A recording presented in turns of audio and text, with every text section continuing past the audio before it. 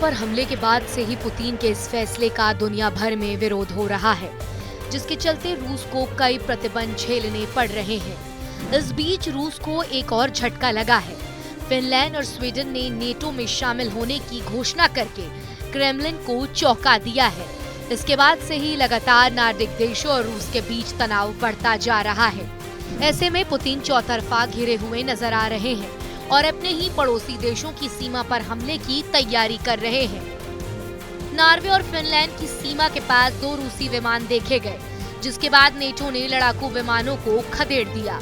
उधर नॉर्वेजियन वायुसेना ने अपने हवाई क्षेत्र के पास एक नियोयान MiG-31 और एक सुखोई Su-24 जेट को देखा, जिसके बाद टेंशन और ज्यादा बढ़ गई।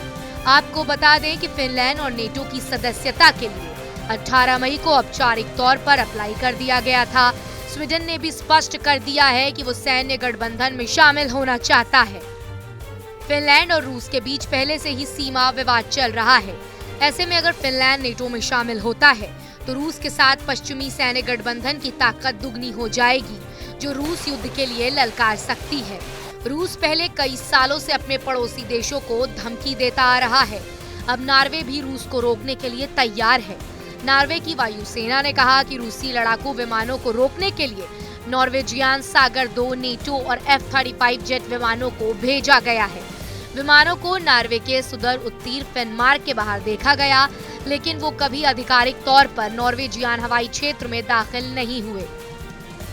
नॉर्वे वायुसेना ने F-35 को अलर्ट पर रखा है। यूक्रेन रूस युद्ध में फिनलैंड और स्वीडन की नेटो सदस्यता मिलना बहुत बड़ा कदम है और अगर दोनों देशों नेटो का हिस्सा बन जाते हैं तो यूरोप का पूरा सुरक्षा नक्शा ही बदल जाएगा। गौरतलब है कि स्वीडन और फिनलैंड में नेटो में शामिल होने के लिए संगठन के सभी सदस्यों की सहमति जरूरी है, लेकिन संगठन में दूसरी सबसे बड़ी सेना का मालिक तुर्की इसका विरोध कर रहा है। उसने कुर्द उग्रवादियों के समर्थन और तुर्की को हथियार बेचने पर पाबंदियों का मुद्दा उठाया है। तुर्की कुर्द उग्रवादियों को आतंकवादी मानता है। फिलहाल नेटो के सदस्य देशों Norway, Poland, Estonia, Latvia, Lithuania और रूस के साथ करीब 1200 किलोमीटर लंबी सीमा है। फिनलैंड नेटो में आ जाता है तो ये बढ़कर दुगनी हो जाएगी। इसके अलावा रूस की व्यापारिक राजधानी सेंट पीटर्सबर्ग फिनलैंड की सीमा से 170 किलोमीटर दूर है।